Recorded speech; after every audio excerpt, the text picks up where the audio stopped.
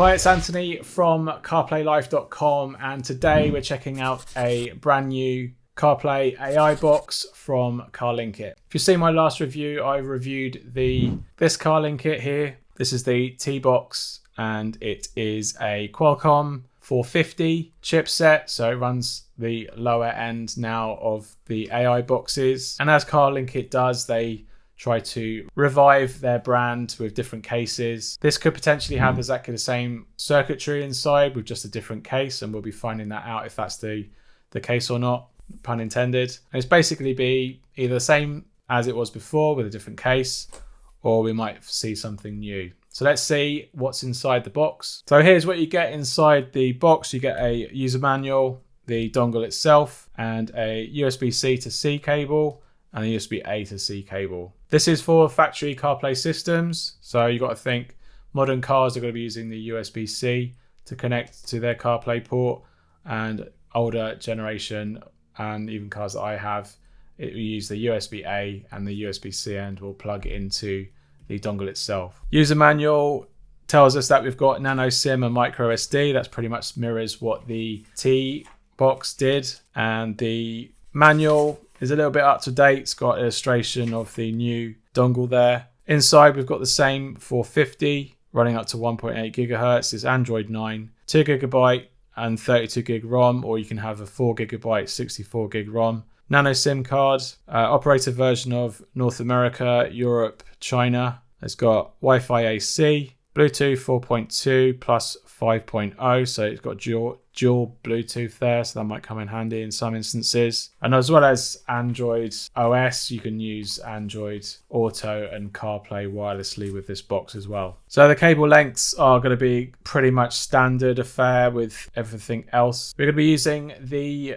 Coral Vision CarPlay display in this review because my Golf is currently in pieces as I install the Deciter Android head unit. That should be done hopefully by next week. We've got a short, well, twice as long cable here. They normally would stop it around about here. We've got twice as long cable, so that's really, really cool if you've got a bit of a reach to get the dongle in a cubby hole. So that's really, really nice to see. And let's just have a quick look at the dongle. Like the Autocast where it's just an image, this actually has a kind of relief. It's actually raised and peaked on the top of the case. We've got some illustration symbols here for the what looks like the nano SIM slot and the SD card slot there. So the nano SIM will slide in there and the SD card will go into that slot there. Some recessed holes there. I think they've learned from the original because it was quite hard to plug the SIM cards in, and the SD card you have to really get your fingernail in there.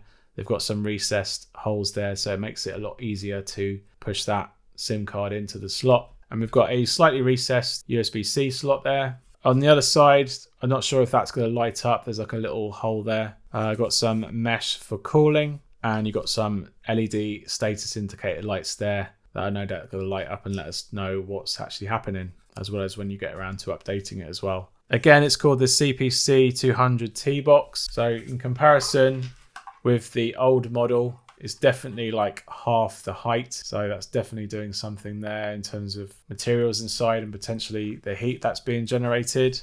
I'd say it's pretty much on same size in terms of its width and height, but its depth definitely is a lot smaller. You would say that you could probably compare it to the ApplePie Mini. So here's the ApplePie Mini here. I'd say that's pretty much the same, and they all share the same circuitry and stuff like that these days, so you're going to see the same hardware and the same sort of similar cases that are slapped around them. So I'd say that these are probably going to behave very similar in their behavior and how they perform. But on the bottom here, this is again CPC-200 TBox. So I would say this is basically just a rebadge of the same product. I don't see this on Amazon US at the moment. I can only see it on the UK. And I saw it recently and I thought I'd reach out to them to see if it's worth testing. And they thought it was. So they sent it to us, and here we are to have a go. So I'm going to use the Coral Vision today. It's going to be exactly the same as if you plug it into a CarPlay system.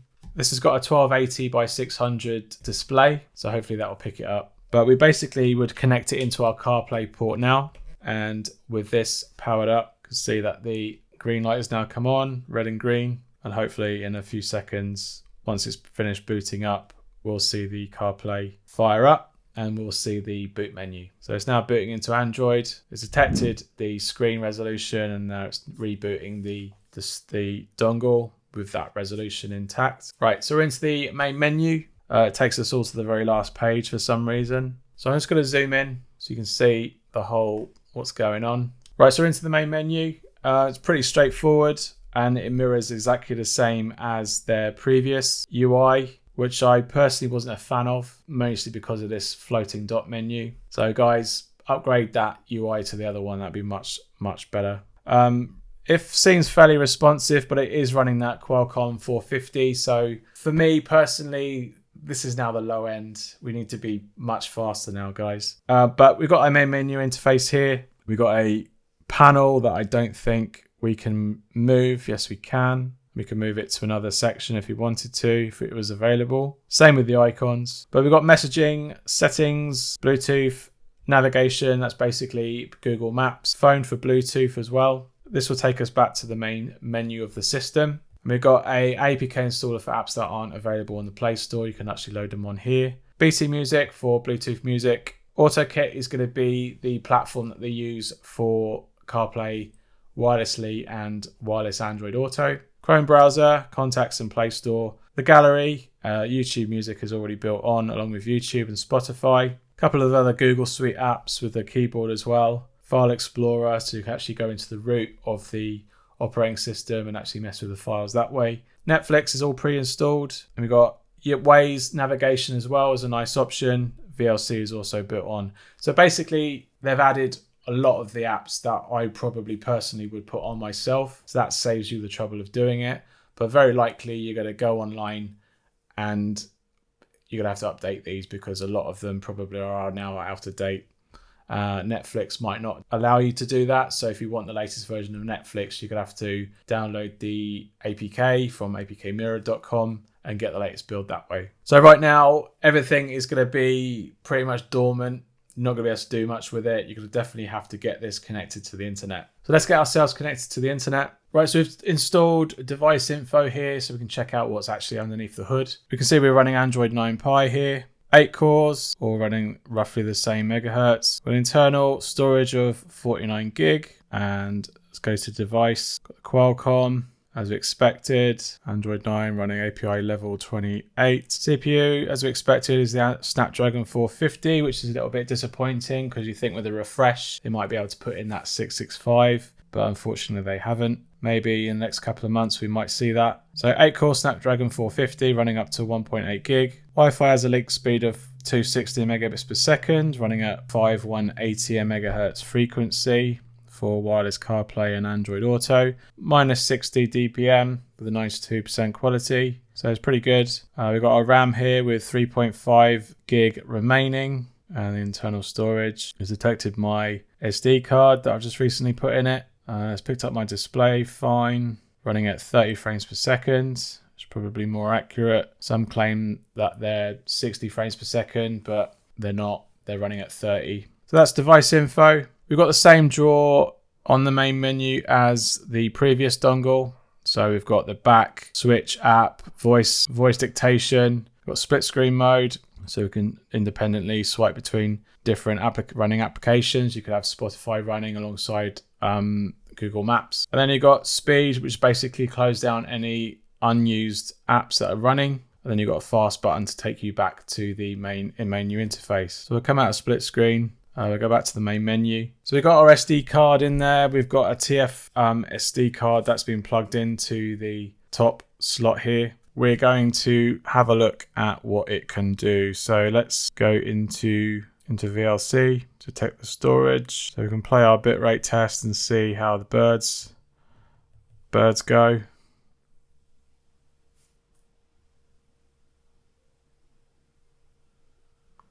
A little bit stuttery, but that's expected because the GPU is quite lower powered. But it seems to be coping all right with no artifacts down here, as we've seen in some other dongles and Android devices. so that's all right.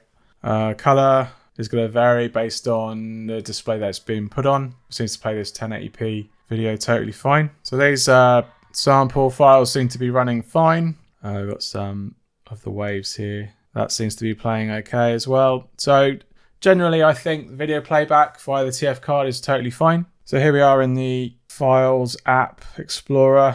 Close all these dialogues. SD card, we can go in there. We can then go to our sample files. We can play them through either through this, or we've got the ES media player that's built in. And if we go to the home, you're going to see it's going to be playing. Oddly, it doesn't play through the ES media player. That's their own player, I assume. So you can download a dedicated Android music playback app, and you can then play your loaded files from there. Obviously, the music playback goes over through the home page as well. But if you load up something else that's music related, obviously it's going to cancel that out. So let's just try out Spotify.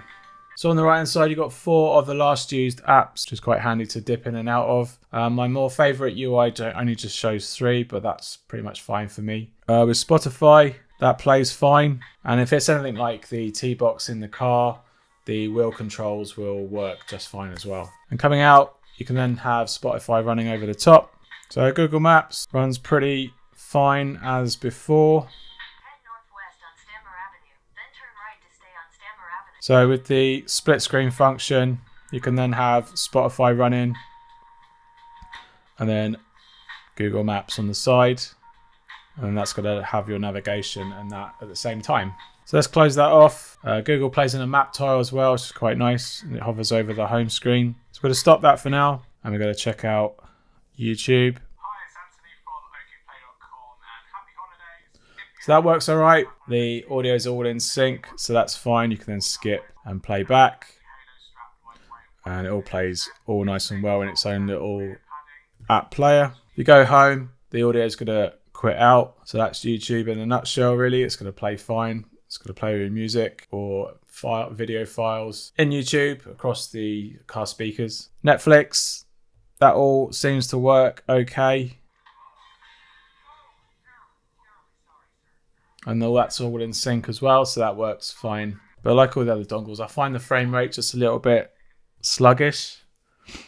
But that's across all dongles, no matter what performance that they have. Amazon Prime, that also is on the Play Store and installs just fine. And you can see I got something previously playing here, and that all works totally fine as well. You've got Waze built in. That's just another navigation app that you can use if you wanted to. And as games goes, it's going to be a little bit of a struggle to get more mainstream games running on it. But let's just get Crossy Road, because that's my benchmark test. So another issue that I find with this system is that the audio doesn't work straight away. Not quite sure why that is. But this seems to play okay. But it isn't a heavy duty game that's expected from this platform. It's a little bit limited to the type of games that you might want to play on your CarPlay display, for example. Low-end games are not going to have any problem on this Qualcomm 450. So let's come out. So another thing is if you've got a CarPlay system and you've got Android Auto, and you've got an Android and you want to have your Android Auto device running on the CarPlay display. One way of doing that is to either install Android Auto directly onto the dongle itself. But if you want to have all your apps, your Android Auto apps all running from your phone and cast to this display, then you might want to connect your Android through the application, the AutoKit application, and run your Android Auto across to the device instead. So that's one way of getting your Android device running on a CarPlay system. But first of all, we're going to try out Apple CarPlay first. So you need to use the AutoKit app. And let's just go to dip into settings quickly just to show you. Here you can choose your manufacturer, and that's going to replace the home icon on CarPlay. So for example, I could just choose VW, and then the VW icon will show on the screen. Got some other things here. Unfortunately, the side menus come over the top here, but you can have wireless auto connect. So when you first boot up, it automatically goes straight into CarPlay or Android Auto. You can change the dock position by selecting either of these options here, and you can actually improve the microphone gain if you wanted to as well. So it's basically listening out for a Bluetooth pairing profile. So you go into your Bluetooth settings, wait for the profile to pop up. Here it is here, AutoKit. You can connect, we're going to pair. We'll allow our favorites to sync. And now CarPlay's already been recognized, but now it's going to take a little time for it to recognize and display.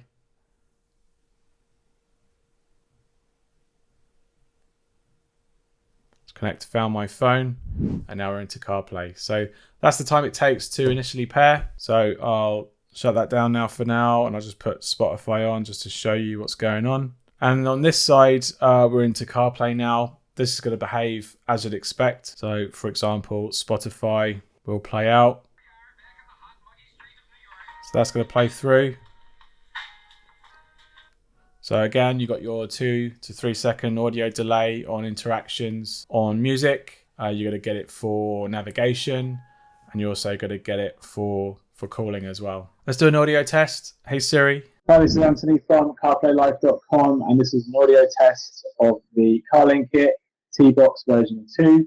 I'm running this on a CoralVision CarPlay display and its microphone input. Right, that sounded a little bit ropey. So the CoralVision CarPlay display microphone is a little bit average, so that don't let that deter you of the overall quality, but it's basically going to mirror the quality of what you would get from your wireless CarPlay anyway. So the fact that it works is great, and it should mirror the quality of your wired connection anyway. Oddly, you can see here that the CarPlay is playing inside this kind of window with the side column already still there. It doesn't really take over your whole entire display, which is a little bit unfortunate. But let's quit this out, come out of here, completely quit the app out and launch it again. There you go. And it's now gone. So that is one way of getting rid of it. It is there. You just had a bit of a trouble with the actual AutoKit app and the side dock staying in place. So now that that's in there, that's all fine. Navigation, everything else is going to work off your phone anyway, so that's all fine there. And all the audio is going to come through your car system, no problem. So you can see here, that's the icon that we've added on the settings menu. So that just basically takes us home. And that's basically CarPlay in a nutshell. Right, so we switch cameras. We're on the iPhone now, and I can now show you the Android Auto connection. So to do that, we need to make sure everything's all disconnected from the iPhone as well. Right, so we've disconnected our Wi-Fi on our iPhone and also the Bluetooth, so it doesn't reconnect. And now we've got our T-Box waiting. So on our Google Pixel, we need to connect to the device. So we need to look out for a new device. It's found the AutoKit. We select that. We give our access to call history and things like that. And it's active. Then the dongle sees that it's actually available.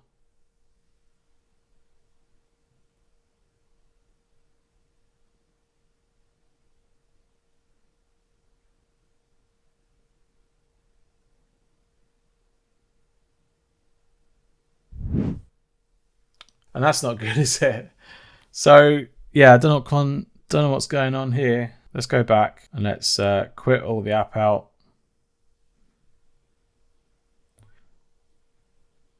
And that's sort of rectified itself. So not a good start, but here we are in Android Auto, and it's using, I think, the older version, not the sort of split screen version of Android Auto. And then once you're in here, everything's going to run as you'd expect through your Android connected device. So you can easily switch between navigation and audio, fire up the Google Assistant if you needed to, view notifications and your music. And that's pretty much it, basically. So you can run your Android Auto phone on a CarPlay display if it hasn't got Android Auto originally. So that will work totally fine using this dongle. And to exit, you just simply hit exit on the Android Auto, and then you're back to the main menu interface. And you can then run it almost simultaneously if you wanted to. But obviously, if you've got a internet connection, I must stress that you probably need a SIM card inserted in the dongle if you wish to do all simultaneous Android Auto or CarPlay and Android-based apps that require internet connection. As soon as you turn on wireless Android Auto or wireless CarPlay, they will just basically cancel out your internet connection for your Android apps and vice versa. So if you have a SIM card installed, then it will get around that, because the SIM card will provide the internet for the Android Auto apps, and you can use the Wi-Fi to connect to it for wireless Android Auto or wireless CarPlay. All right, so overall, it's a good dongle. It's not the best in terms of performance. Obviously, that's now changing with newer dongles that are coming out over the next couple of months and what we've seen with the MIC dongle that I reviewed the other week. It is pretty much the same as the first version of the T-Box. It's just in a slimmer case. Allows you to connect to your SIM card and your SD card a little bit easier, so that's quite nice over the original. It's thinner over the original. It might have better cooling perhaps. It looks a little bit nicer too, and you've got very clear indication on the top here rather than having to look for all very small LEDs on the side casing. If you're looking for the CarlinKit T-Box and you've got both options, this thinner version 2 of their box might be a better deal for you potentially, and I'm sure they're going to slowly transition their version onto this form factor over the coming months for sure. You can get it currently on Amazon UK for £245. Again, I haven't seen it on the Amazon US site, and when I do, I'll link it in the description down below. So hit those links down below if you want to learn more about this particular dongle and to buy yourself one. You can check out all my other Android AI dongle reviews up in this top playlist up here. Hit that subscribe button down below to catch all my future content, and I'll see you on the next one. Cheers. Bye.